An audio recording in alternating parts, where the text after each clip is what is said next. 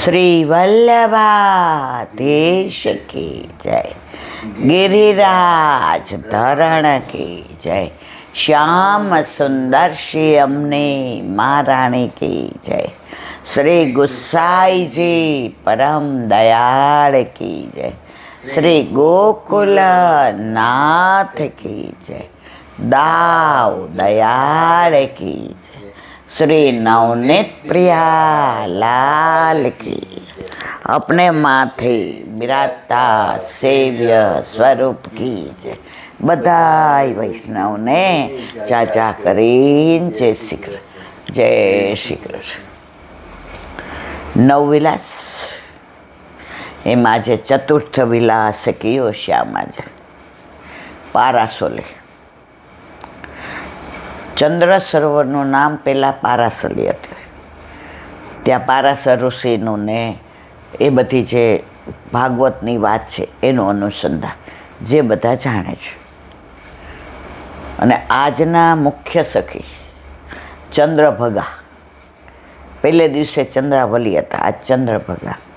અને સામગ્રી ખરમુંડાને જલેબીને લડવાને એ બધું. યથા દેહે તથા દેવે,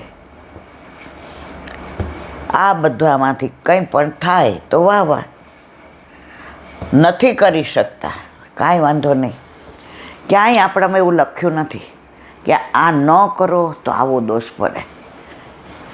આપણામાં તારાથી ને થાય એટલું કરો. આમ કરવું જ જોઈએ એ મર્યાદામાં. કે નિવેદ હોય તો આટલા ઓલાનો તલવટ, આટલી લાપસી, આટલા ફાડા, આટલા લાડવા અને કોઈ દેવ, આ બધું મર્યાદામાં. આપણામાં આપણા ઠાકોરજી પ્રસન્ન રહે એ કરવાનું, બસ. 100 વાતની એક વાત. એક બેન કે અમારે ઈલાબેન ખેતર છે, ખેતર. હવે ત્યાં કે ભીંડા વાવ્યા છે ને મગ ને ઓર્ગેનિક બાજરી ને. હવે ત્યાંથી નહીં કે મગ આવ્યા. એટલે મારા સાસુ પહેલાં જ બોલ્યા બેનના ઘરે મોકલાવજો. હવે મારા નણંદે કે જૈનમાં લગ્ન કર્યા છે. એટલે હું કાંઈ બોલી નહીં કે મનમાં એમ થયું કે પહેલાં ઠાકોરજીના કાઢી લો. હવે આપણે ગમે એમ તોય વહુવારું, અને ઠાકોરજી બાની માથે બિરાજે. હવે મગે આવ્યા, બાજરી, ભીંડો. એટલે બાએ બીજી વાર કીધું આ માણસ ભેગું બેનને મોકલાવી દેજો. એ કે હા બા. પછી મનમાં એવો વિચાર આવ્યો કે પેલા ઠાકોરજીના ધરાવી દો, પછી ભલે ને બેનને જાય. બેન આ ખેતર છે, બેને આપણી દીકરી બરાબર છે, પણ પહેલી વાર વાવ્યો ખેતરમાં મગ, અને મુઠ્ઠી ફાટે એવા સરસ્યા. અને બાજરો તો એલા બેન ઓર્ગેનિક, તમે તો લ્યો નહીં એટલે કે ન પધરાવું, પણ એવો મીઠો કે એકલો રોટલો કાંઈ નાખ્યા વિના આટલું ઘી નાખીને ખાવ ને તમારે શાકની જરૂર ન પડે. પછી મેં તો એ કે સાંજે શું કર્યું, બા સત્સંગમાં બેઠા હતા બાપુજી હારે ને 84-200 ભાવની એની વાર્તા કરતા હતા. એટલે મેં શું કર્યું, મગ સાફ કરી આટલા પલાળી દીધા. અને રાત્રે એ કે કોરા કરીશ એટલે સવારે કોટા ફૂટી જાય. એટલે ફણગાવેલા મગ ઠાકોરજીને ધરીશ. એટલે બાએ પાછું રાતના કીધું, બેનને મોકલાવ્યું. એ કે ભૂલી ગઈ. એ કે કાલ મોકલાવી દેજો બેનની યાર, મેં વાત કરી દીધી છે કે મગ ને ભીંડો ને બાજરીને હા બા, હવે ન ભૂલ થાય. અમારે એક ઈલાબેન 24 કલાકનું માણસ છે, સવાર આવે અને રાત્રે જાય. એટલે અમારે કાંઈ લાવવું હોય કરવું હોય આ તે. એટલે સવારના ઠાકોરજીને કલેવુમાં ફણગાવેલા મગ ધરાવી દીધા કે કે પ્રભુ આરોગ્ય રહીએ, પછી ભલે બાને જેને દેવું એને દે. પછી ઓલો માણસ આવ્યો એટલે બાએ કીધું, બેટા ભરી દો ને. એટલે કે મેં પૂછ્યું કેટલા ભરું? તમારી નણંદ છે ને મારી દીકરી, જેટલા ભરવા હોય એટલા ભરો. સરખી રીતે ભર્યા બાજરોય, કારણ કે એમાંથી ને લોટ દળીને બાજરાના લોટે મેં ઠાકોરજીને રોટલા, અને ભીંડો તો મેં કીધું બા વસ્તારીને થાય એટલો માણ છે, કાંઈ વાંધો નહીં, બેનને અહીંથી ને સારો ભીંડો ગોતીને લઈને મોકલાવજો. મેં બેનને વાત કરી, પછી એમ ન થાય કે મોકલાવ્યાને, બધું મોકલાવ્યું. પછી સાંજે સત્સંગમાં બેઠા હતા, એમાં વાર્તા આવી કે ઠાકોરજીને અર્ધભુક્ત ન ધરાય. અને પછી દાદાને બે ચર્ચા કરતા હતા. એટલે દાદાએ બાને કહ્યું, એ કે છોકરાઓ દાદા બા કહે એટલે હવે અમારાય દાદા બા થઈ ગયા. દાદાએ બાને કહ્યું કે તમે કાલના એવું કહેતા હતા કે બેનને મગ મોકલી દે, બેનને મગ મોકલાવો. આ તો સારું થયું કે બહુ ભૂલી ગયા.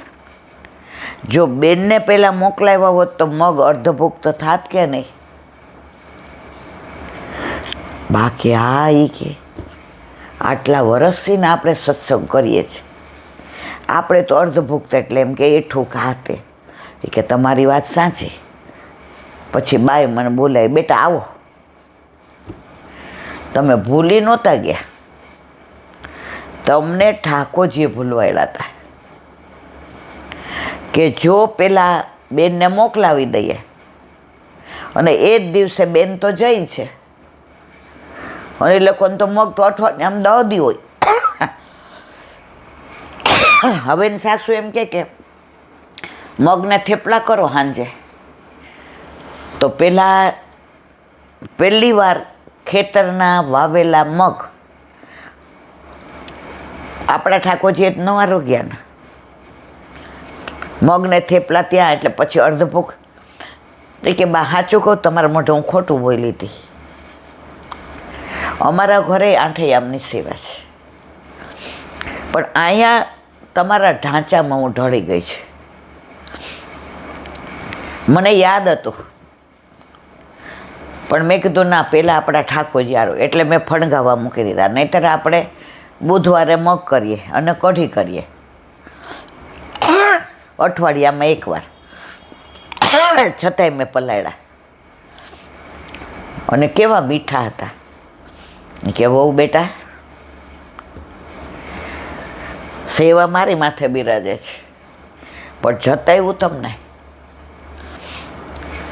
આજે ને કાલે, હવે પ્રભુ તમારા માથે જ પધારવાના છે. એ કે ના બા, તમે 100 વર્ષના થાવ. પણ અમારા ઘરે જે બધી વાતો થતી હોય, જે બધું,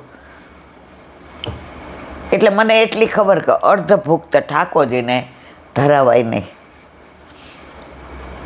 અને ભીંડાઈ તમે સામેથી કીધું કે કેટલા છે, એટલે મેં એટલું કીધું ઠાકોરજી પછવાડે બધાને આવી રહી એટલા. એ કે અમારા ઘરે તો મારી બાઈ એવું ન બોલવા દે, ઠાકોરજી પછવાડે બધાને આવી રહી એટલે એ કે બધાને થઈ ગયો ને કે બા. એ કે બેટા હવે ન બોલતા. ભક્તિમાં એવું ન હોય કે મોટા ને આવડતું હોય. પ્રહલાદને ધ્રુવ જુઓ, એના બાપા જુઓ. એટલે તમારે આવું ક્યારેય કાંઈ થાય ને વિના સંકોચે, આજે તમે મગનું ને બાજરીનું કર્યું ને મારવાલા, એવું જ કરવાનું. જો જેના ઘરે ઠાકોરજી બિરાજતા હોય ને એના બધી ખબર જ હોય. બાને શું હતું? પુત્રી પ્રત્યેનો લૌકિક પ્રેમ હતો. હજી તો ઓલાનો ફોન આવ્યો કે બા આની જોડે મોકલાવું છું. ફોન મૂકીને પહેલો શબ્દ બેનને ફોન કર્યો, બેન.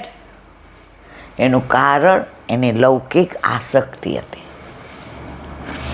અને વહુ ભલે નાની હતી, 5-6 વર્ષથી જ પરણીને આવી હતી, હજી દીકરો દીકરી 2 જ હતા.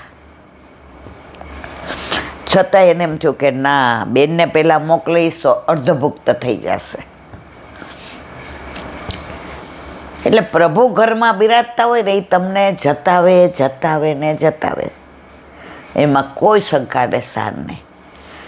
તો આજે ચતુર્થ વિલાસ ચંદ્ર સરોવર પર ચંદ્રભાગા સખી અને જલેબી ખરમુંડા અને લડવા જે આપણાથી બને તે. ઘણા વૈષ્ણવ એમ કે બેન આવું બધું ન આવડે તો ખીર કરીએ, બાસુંદી કરીએ, દૂધપાક કરીએ, ફ્રૂટ સલાડ કરીએ. મેં તમારા ઠાકોરજી તમને જેમ કે એમ કરવાનું, મને પૂછવાની જરૂર નહીં. મારા ઠાકોરજી મને જેમ કે એમ કરીએ. હા, અમને ઓલા બેનને ખબર હતી કે કાલે ઠાકોરજીને ફણગાવેલા મગ એણે જ જતાવ્યું. તો પ્રભુ ઘરમાં બિરાજતા હોય તો આ બધી લીલાઓ થાય ને થાય જ. પણ જો ઘરમાં નથી પછી મારે કાંઈ કહેવું નથી. એક નાની વાત,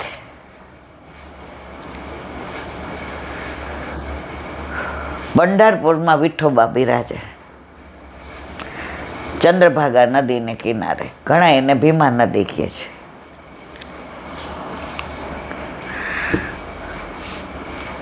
ઠાકોરજી આજની તારીખમાં વિઠોબા હોય, જગન્નાથજી હોય, બાકે બિહારી હોય કે આપણા શ્રીજી બાવા હોય, આજે પણ ઘણાને સાનુભાવ કરાવે છે.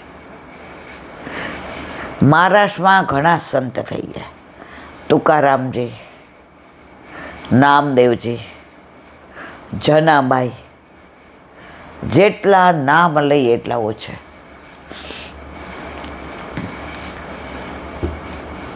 હવે પંઢરપુરમાં પ્રભુ બિરાજે અને નામદેવજીને ત્યાં એવા કીર્તન થાય રાત્રે અને લોકોને એવો તાન આવે, એવા નાચે ને ગાય ને દેહાનું ભાન નો યાદ રહે.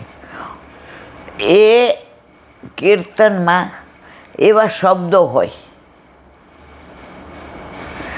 કે તમને ખુમારી આવે. હવે અત્યારે 10 દિવસ નવવિલાસમાં સાંજે સંધ્યામાં કરખાના કીર્તન આવે, કારણ કે દશેરાએ રામચંદ્રજીએ રાવણનો વધ કર્યો હતો. તો અત્યારે લડાઈ ચાલતી હોય એટલે શૌર્ય ના આવે, એને કરખાના કહેવાય. કે તમે એ ગાઓ ને તો તમારામાં એ ખુમારી આવે. એમાં પહેલું જ છે મારું રાગમાં,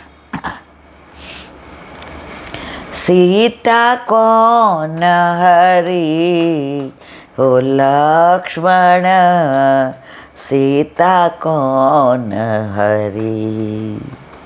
આ કરખાનું છે. આ રામાયણ જેણે વાંચ્યું હોય બધાને ખબર છે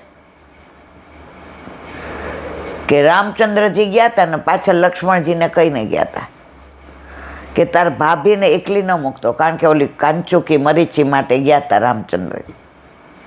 ઓલાએ એવો અવાજ કાઢ્યો રામચંદ્રજીના અવાજમાં કે બચાવો બચાવો. તો સીતાજીએ કહ્યું નહીં ભૈયા જાઓ, તુમારે ભૈયા તકલીફ. કેટલું લક્ષ્મણજીએ કહ્યું મારા ભાઈ તકલીફમાં હોય જ નહીં. તો કે ના. તો લક્ષ્મણ રેખા કરીને ગયા લક્ષ્મણજી, અને પછી રાવણ આવીને સીતાનું હરણ. આ બધું બધા રામાયણ જાણે છે એટલે એનું વર્ણન નથી કરતી. લક્ષ્મણ ગયા ત્યાં રામચંદ્રજી તો બરાબર હતા. આ લુચ્ચાઈ તો પેલા મરીચ નામના અસુરે કરી હતી, રાક્ષસે. રામચંદ્રજીએ કહ્યું કેમ આવ્યો, મેં તને ના પાડી હતી ને. એ કે ભાભીની આજ્ઞા થઈ. દોડમ દોડાવ્યા, જોયું તો મઢી ખાલી હતી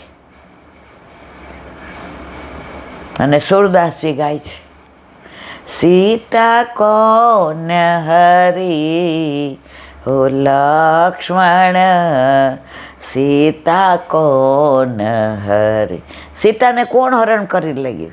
પછી કે છે જો પે સીતા હોત મઢી में, जो पे सीता होत मढ़ी में, झांकत बार करी हो लक्ष्मण सीता कौन हरी.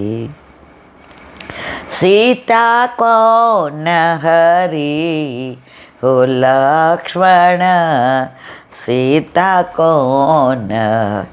જો સીતા અંદર હોત તો હું નહોતો એટલે બહાર ઊભા જ હોત કે ક્યારે આર્યપુત્ર પધારે, ક્યારે મારા પતિ પધારે, એ અંદર ના હોય. જો પે સીતા હોત મઢી મેં, ઝાંકત બાર ખરી, બાર મારી રાહ જોતા હોત. લાંબુ છે પણ છેલ્લે કે છે એક તો દુઃખ હતો પિતા દશરથ કો, એક તો દુઃખ હતો પિતા દશરથ કો, દૂજે સિય કરી. એક તો આપણા પિતાજી આવી રીતે વિરહમાં સ્વધામ પહોંચી ગયા, એનું દુઃખ હજી તો આપણાથી સહન નથી થતું. ત્યાં સીતાજીનું કોણ હરણ કરી ગયું? सूरदास प्रभु इवन में विपद बहुत परी हो लक्ष्मण सीता कौन हरी।